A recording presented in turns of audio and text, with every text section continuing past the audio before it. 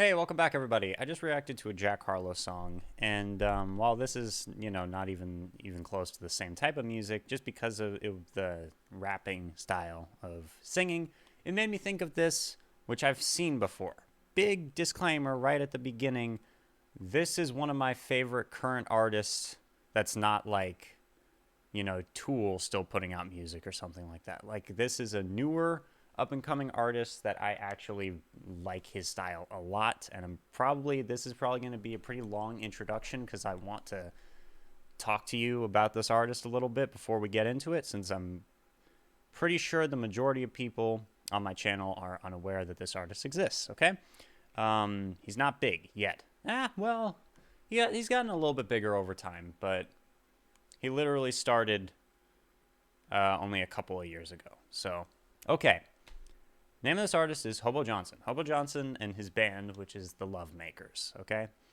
I'm going to give a story. You can skip ahead to the reaction if you want.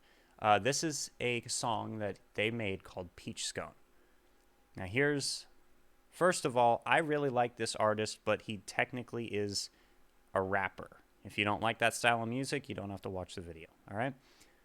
But at the same time, I'm going to say, even if you don't like rap music, you might still like this a little bit if you do like lyrics. This is one of the few artists that can really make me feel a lot of different emotions when I'm listening to his music. And he does it in a way that's different from almost anyone I've ever heard. Like, his way of delivering stuff is extremely unique. Also, I didn't really know this, but apparently when he came out, he was relatively controversial as well, because a lot of people did not like his style of singing, his style of making music, or his style of lyricism, because his lyrics are extremely personal to himself. They're very specific. Sometimes they're kind of stream of consciousness. They're closer to slam poetry than anything else. His music, which he for the most part writes, is relatively simplistic. On his albums, the songs get a lot more produced and there's a lot more stuff going on in them. But in these live videos that they put out, which is what made them viral when they first came out, it's all very, that's him and his friends, like in a backyard, playing playing instruments, and he's got a microphone and he's just, singing. Okay, or talking, I don't know which. So this video was created, let's see, when did this come out? 2018, I believe. March 7th, 2018. NPR, if you know what that is, basically, they made this video because there's this big YouTube channel that was holding a contest. The YouTube channel basically has, like, up-and-coming artists, or even established artists, really, play these little live concerts, and they try to introduce people to new artists. And every year they have a thing where it's like a contest that people vote on to bring a new up-and-coming artist onto the show, like someone who doesn't have a label. So they made this video to try to get on that show. And yeah, I'll talk more about them. I really like the charisma of the group. I really like the way the lyrics are delivered, but I also totally get that a lot of people probably also don't like it. It's kind of you either love it or hate it type of thing. So anyway, let's get into it. Hobo Johnson and the Lovemakers, Peach Scone. This is the submission for the NPR Tiny Desk Contest 2018. The guy who was hosting the contest name is Bob Boylan, and one of the rules is that they're supposed to have a desk in the background. Here we go. 3, 2, 1. Sorry, but... Good. Oh, no! What up, Bob? God, man. We're Hobo Johnson Lovemakers. We're a couple kids, 5, I guess, that like to make a little bit of love, like to make a little bit of music. Look at that. That's a desk. Just kidding, Bob. It's a table. I don't care about rules. Hi, what's your name? How are you? How's your life? Oh, you got a man. Are you in love? If so, a type. Is it just platonic, strictly just as friends, or the type that ties you two together till tomorrow's end? If it is, disregard every time I call you pretty. Though it's meant sincerely, it's just my imagination drifting. brush me off like the dirt on Jay-Z's shoulder. So I fall to ground, collect myself, and get ready to take over your heart. Or at least your spare time. And I love the thought of being with you. Or maybe it's the thought of not being so alone. The second one's way sadder than the first one, but I don't know. I love the thought of being with you. Or maybe it's the thought of not being so alone. Man, I really love being loved, but I also really love not crying on the we should go get a cup of coffee. And I'll act friendly. And I won't pull any stunts, but I'm a freaking stunt puller from birth. So I don't know what to tell you if I try to confess my love for scones. I just want to tell you real quick, please. Shh. I love these scones. Just a diversity between the selection, the raspberry, the blueberry, the strawberry, pumpkin, even, which is basically a fucking squash. How you gonna make a scone out of a freaking squash? It blows my mind. Oh, man. But what were you talking about? I'm so sorry to interrupt. Oh, yeah, your boyfriend made you mad the other day? What? I'm so sorry to interrupt as well. All right. Jeez Louise, it's so like you're listening to it and you're like, when I first listened to this, I was like, do I hate it? Like, it's so like all over the place. But then at the same time, there's so much emotion and specifics going into the lyricism. And his like almost self-deprecating humor throughout the whole thing. I really like it. He has some other songs that are a lot more emotional than this one is. This one is what made them famous, though, so I thought I'd start with this one. They're coming out with a new album soon. I'll probably end up reacting to some songs off that, just so you know. And, yeah. Let's finish the song. Let's see where it goes. But what were you talking about? I'm so sorry to interrupt. Oh, yeah, your boyfriend made you mad the other day? What was he saying? What was he talking about? Oh, my God, that's crazy. What do I think? Let me think about it. He was being mean at that time. But I'm sure he's going to turn around at some point. And I love the thought of being with you. Or maybe it's the thought of not being so alone. Man, I really love being loved, but also really love not crying on the phone. Man, I love the thought of being with you. Or maybe it's the thought of not being so alone. I don't know. The second one's way sadder than the first one, but I don't know. What's up? Yeah, what's going on? Oh yeah, she told me a lot about you. Yeah, It's so great that you're doing all of those things. You should keep doing all of them, I think. Oh yeah, my name's Hobo Johnson. I'm a rapper. I'm actually not a rapper. I like to say I'm a musician. I play guitar sometimes too, just not as good as Derek. It doesn't matter, but she is like the nicest person I've ever met in my whole life, and I'm sure you know because you sleep next to her every night, and you guys just probably cuddle and kiss or whatever. But she, she's just so sweet, and she cared about me a lot when no one else cared about me, and I think that's really nice. She's just a peach. She's a peach. Scone. She's a peach scone, Bob. And I love the thought of being with her. I just really hope that she doesn't get hurt, man. They say it takes 2 years to come back down to earth from that lovely place that you've been. I heard it's so nice. Good for you. I'm glad. And if you find someone that really loves you for who you are, keep being with them, man. Because that's what matters in this life, Bob. Thank you.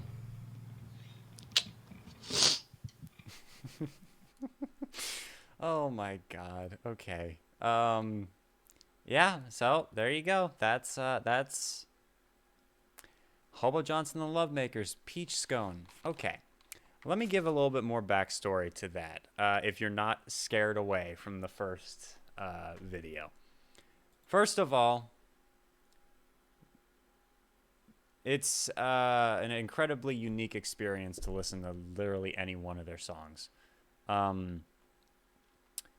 Here's what happened. So my parents, I think either my mom or my dad heard one song of his on the radio.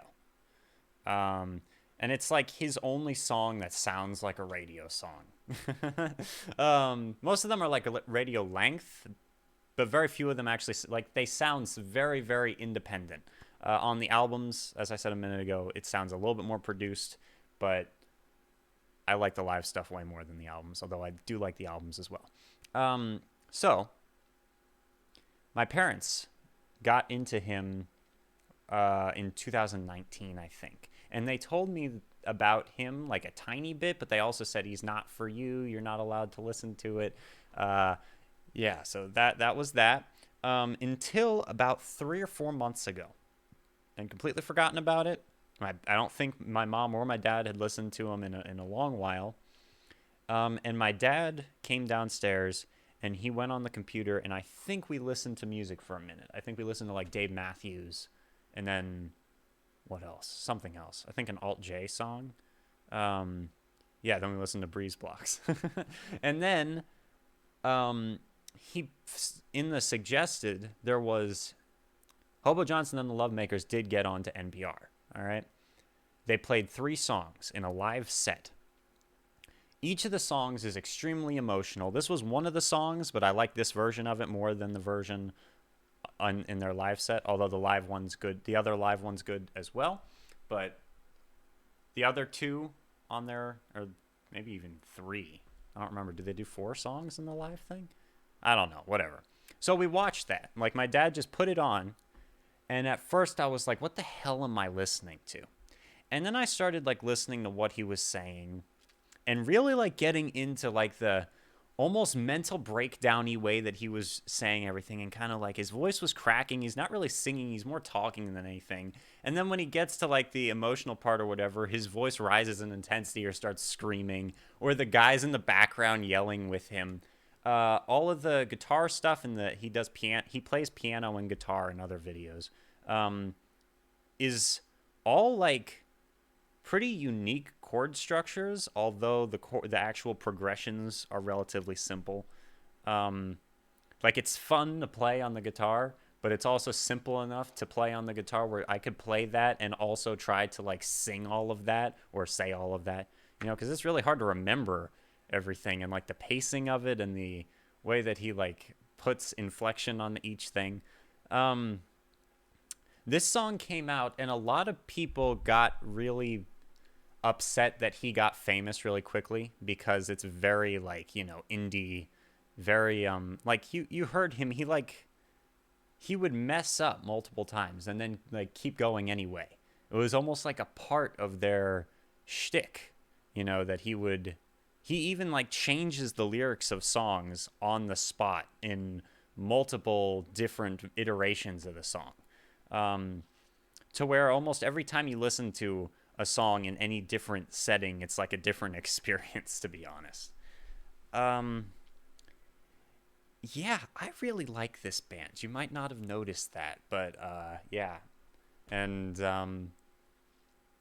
I've actually been wanting to talk about them for a minute now, because my dad introduced me to them. I still wasn't sure if I liked them or not. There was like one song specifically on the NPR live thing that was just really like made me think, wow, this is really cool. Then the next day I went on YouTube and looked him up and found that he had 2 fully like produced albums of music from like made by a studio. And he had 1 album that he made before he got famous, which, to be honest, was very trippy, very experimental, very weird. Yeah, I only listened to that once. But I've listened to pretty much all of his live stuff, watched 1 full concert of his that was like fan footage. Pretty bad fan footage, too. And listened to all of the music that he's put out so far. I don't know what it is about his vocal style and his delivery and his lyricism, but it really evokes a lot of emotion in me. So yeah, I really like it. Now, I've been talking for too long about the group. They ended up signing a record label deal. They made 2 albums, then they kind of went underground for a while. Like I said, when they first came out, a lot of people hated them. Like it was like a 40% liked them, 60% didn't. This video right here has 20 million views. It's their most viewed YouTube video. They have a bunch of music videos that they made themselves, which are all very like weird or quirky or whatever.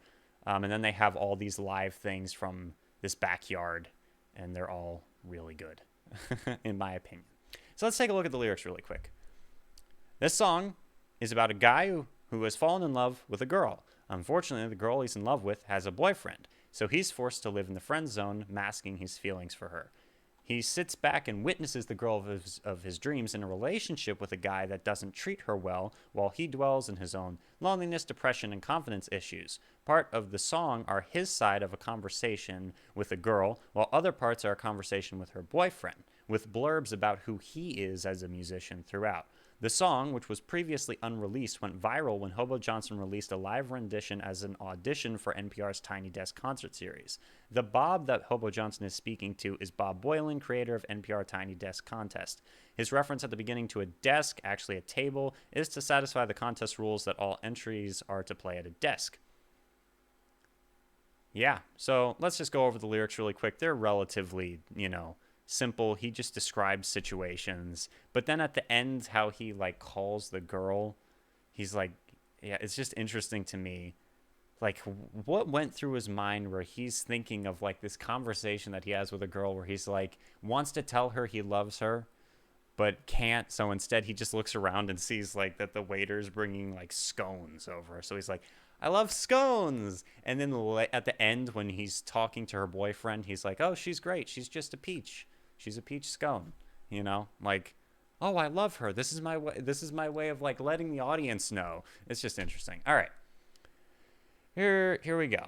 Hi, what's your name? How are you? How's your life? Oh, you got a man? Are you in love? If so, what type? Is it just platonic, strictly just as friends, or the type that ties you two together till tomorrow's end? If it is, disregard every time I call you pretty. So he can't say beautiful. He can't say any like.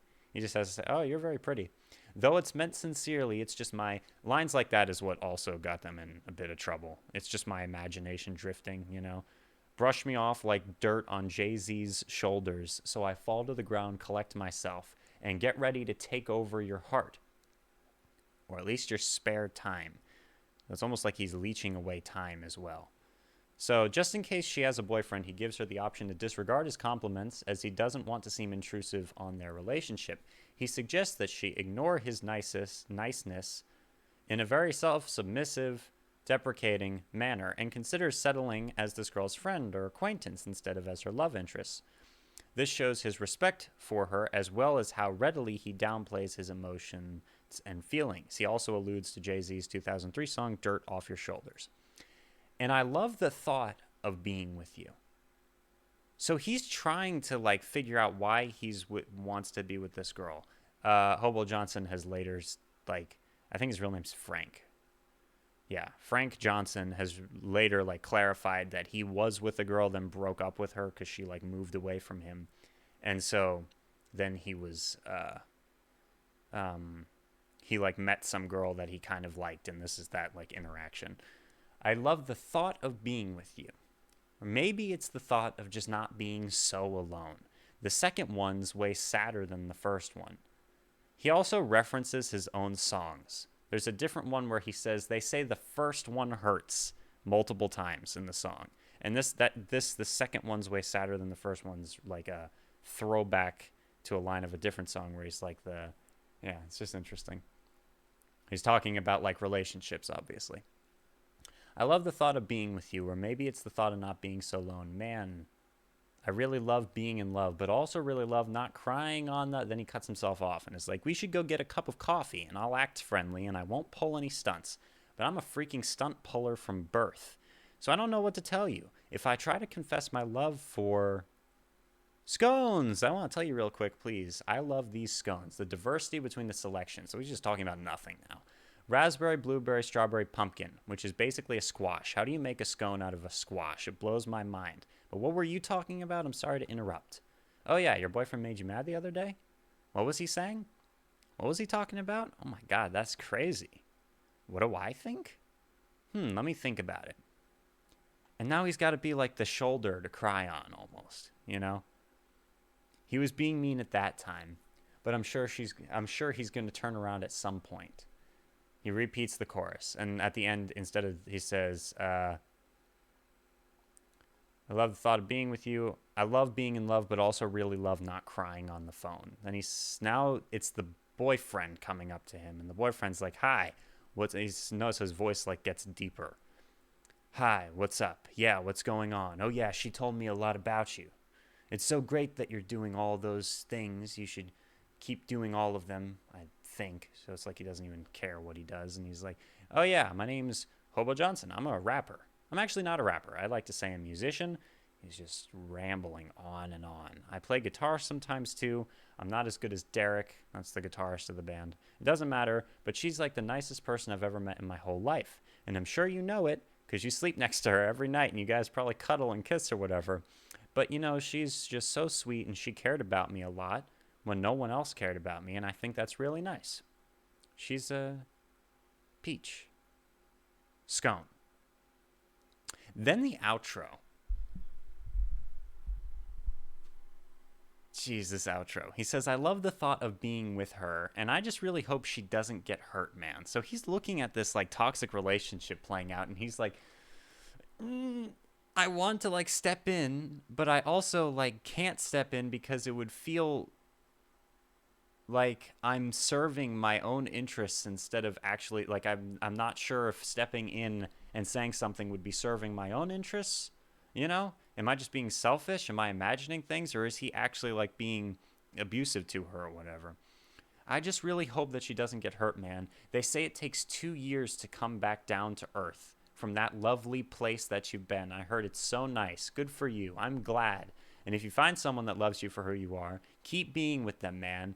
And in that part, he's like, in the studio version of the song, he adds more lines onto the end of this. And he's basically like chastising himself for not staying with the girl that he was with originally. Yeah. According to popular folk wisdom, 2 years is roughly the amount of time it takes to get over a heartbreak. A 2009 study found it takes around 18 months for divorcees to feel ready enough to move on. Hobo Johnson doesn't want her to get hurt because he knows how long it will take her to get over it, and watching her go from being extremely happy to being extremely sad would be upsetting for him as well. That's the song. Out of all of his, it's not like the most powerful, at least in my opinion. I still really enjoyed it.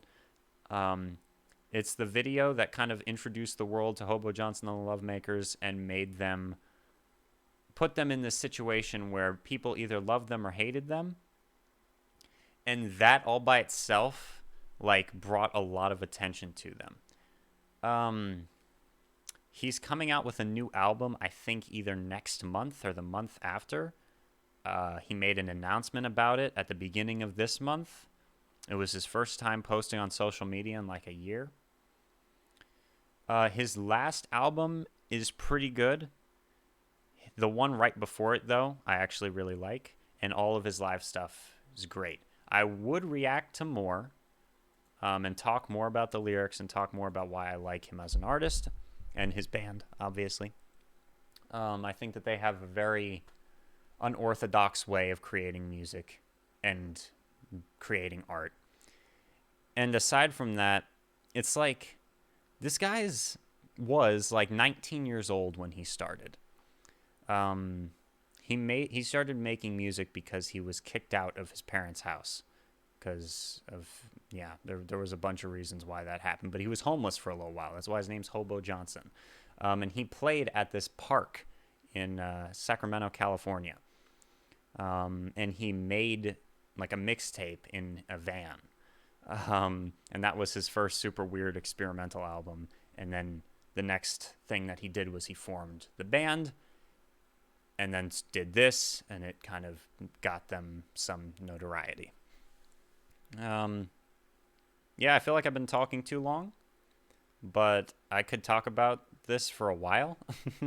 And it's like, he's now a little bit older, but it's still like hearing his almost success story inspires me a lot because,